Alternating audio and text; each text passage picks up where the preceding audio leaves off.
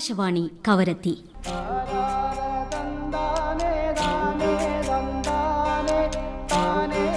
90 തികഞ്ഞ് Akashvani. 1936 June 8 ഭാരതത്തിന്റെ ശബ്ദമായി ആകാശവാണി പ്രക്ഷേപണം ആരംഭിച്ചത് ആ സുദിനത്തിലാണ്. This is Akashvani.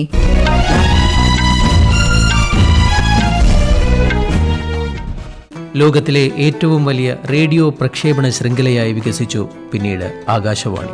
ഹൃദയതാളമായി, സ്വരഭേദമായി ആകാശവാണി ജനമനസ്സുകളിൽ ഇടം നേടിയിട്ട് 90 വർഷങ്ങൾ. വിനോദമായി, വിജ്ഞാനമായി, വാർത്തകളായി, സംഗീതമായി ശ്രവ്യവിരുന്നൊരുക്കുന്നു ആകാശവാണി. കാതോടു കാതോരമെത്തുന്ന ഹൃദയസ്വരങ്ങൾ.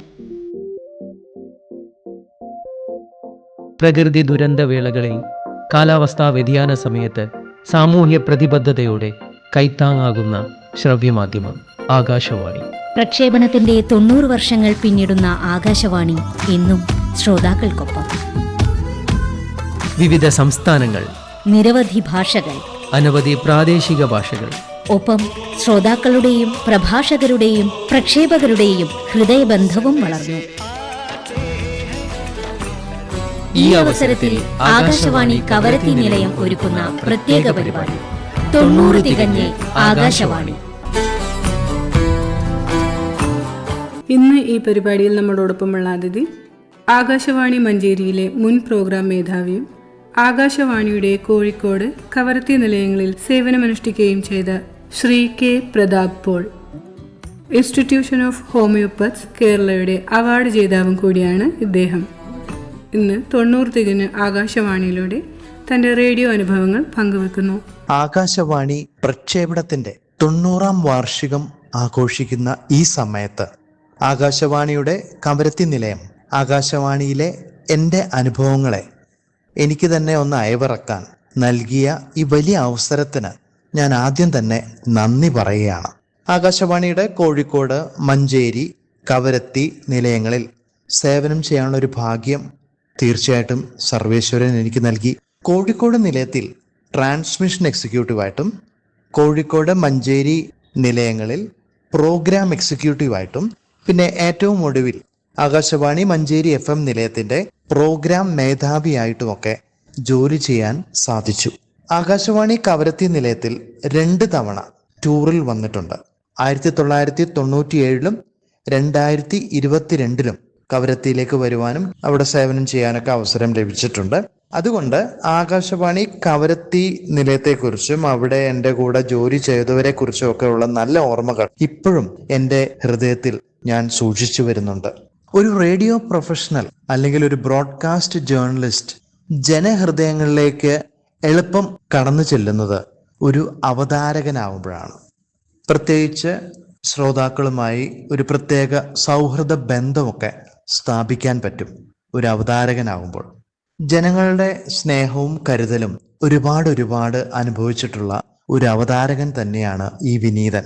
ആകാശവാണി കോഴിക്കോട് നിലയത്തിൻ്റെ യുവവാണി പരിപാടിയിൽ കരിയർ ക്വിസ് എന്ന ഒരു തത്സമയ ഫോണിൻ പ്രശ്നോത്തരി വർഷങ്ങളോളം അവതരിപ്പിക്കാനുള്ള ഒരു ഭാഗ്യം എനിക്ക് കിട്ടിയിട്ടുണ്ട്. വ്യാഴാഴ്ചകളിൽ ആകാശവാണി കോഴിക്കോട് നിലയത്തിന്റെ യുവവാണി പരിപാടിയുടെ ഭാഗമായിട്ട് രാത്രി 7:35 മുതൽ 8 മണി വരെ ആയിരുന്നു ഈ പരിപാടി.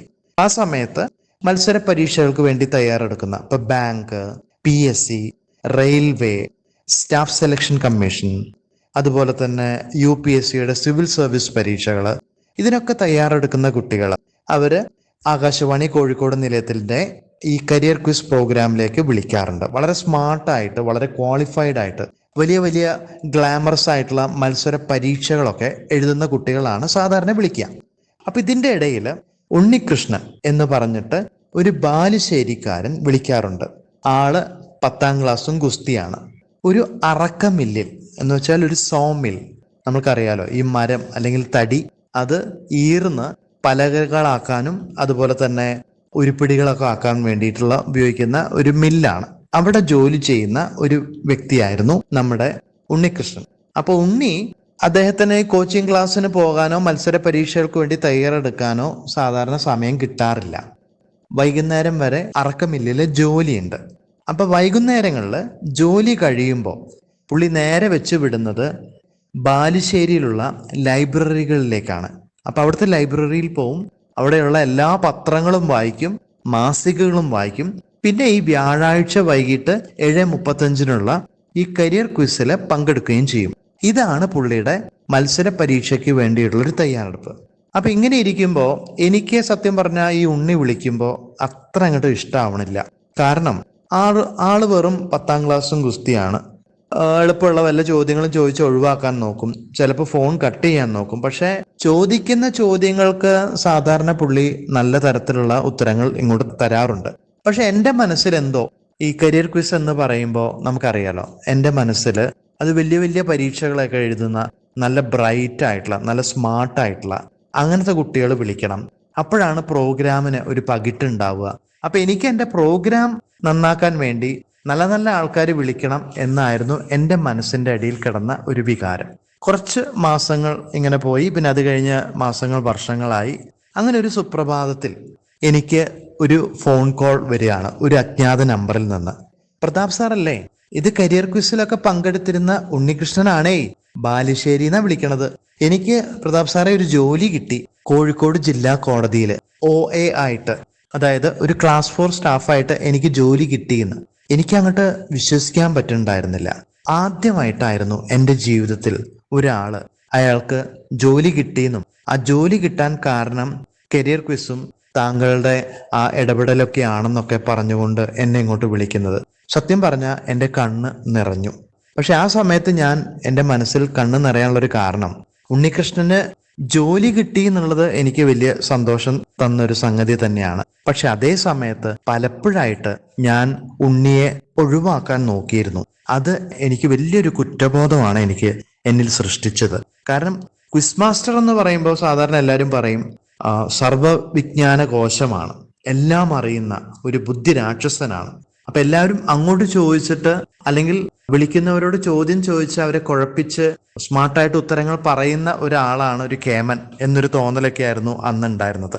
പക്ഷേ അതൊക്കെ മാറ്റിയെടുക്കാൻ ഈ ഉണ്ണികൃഷ്ണനെ പോലെ സാധാരണക്കാരായിട്ടുള്ള പലരും ഈ പ്രോഗ്രാമിൽ വിളിക്കുന്നത് കൊണ്ടാണ് ഒരു അവതാരകൻ എന്ന നിലയിൽ എനിക്ക് എമ്പതിയോടെ ഹൃദയം തുറന്ന് സംവദിക്കാനും ഫോൺ വിളിക്കുന്നവരെ സ്നേഹത്തോടെ അവരെ കരുതലോടെ അവരോട് പെരുമാറുവാനും ആ രീതിയിലുള്ള ഒരു അവതാരകനാകാൻ എന്നെ ഒരുപാട് സഹായിച്ചു.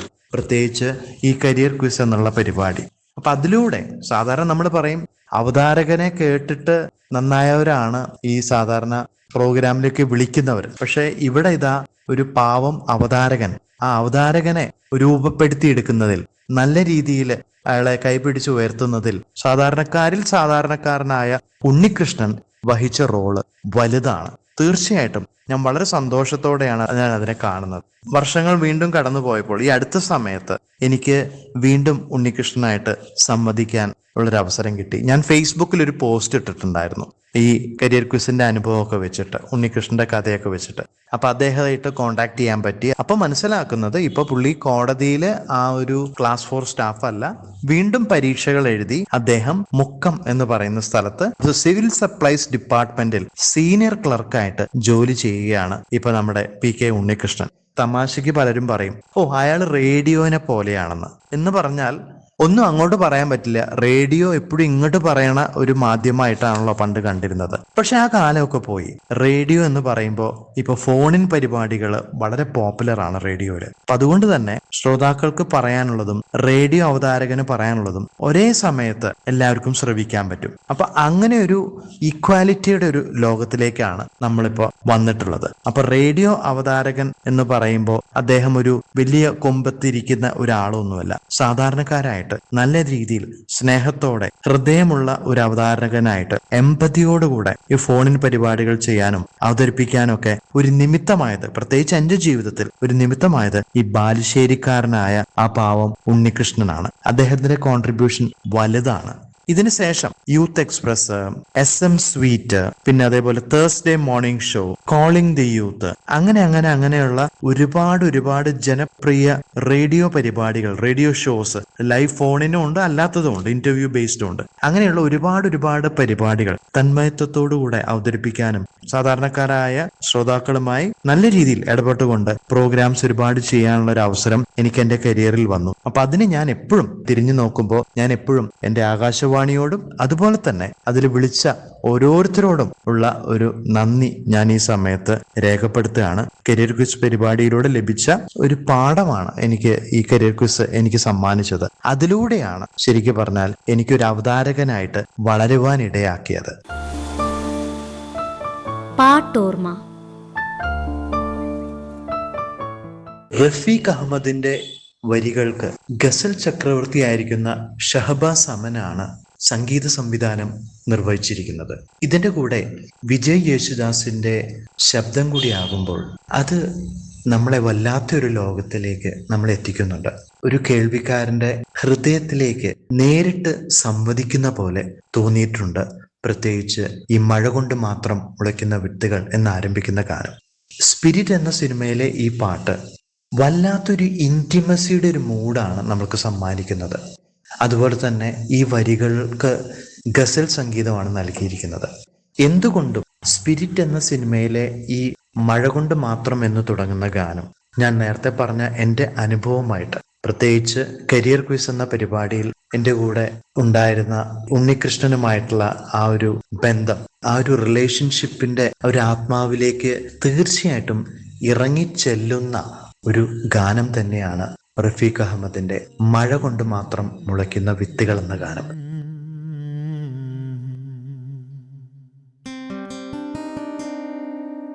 ഏതായാലും ഇത്രയും നേരം ഈ ആകാശവാണിയുടെ കവരത്തി നിലയം അവതരിപ്പിക്കുന്ന ഈ പ്രത്യേക പരിപാടിയിൽ ആകാശവാണിയെക്കുറിച്ചുള്ള എൻ്റെ അനുഭവങ്ങൾ അയവിറക്കാൻ തന്ന ഈ ഒരു വലിയ അവസരത്തിന് നന്ദി പറയുകയാണ്. എല്ലാവർക്കും നന്ദി, നമസ്കാരം.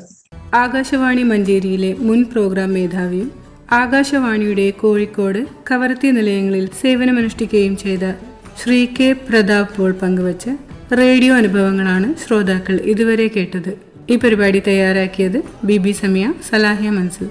ഏവർക്കും നന്ദി, നമസ്കാരം. പ്രക്ഷേപണത്തിന്റെ 9 ദശകങ്ങൾ, 90 തികഞ്ഞ് ആകാശവാണി.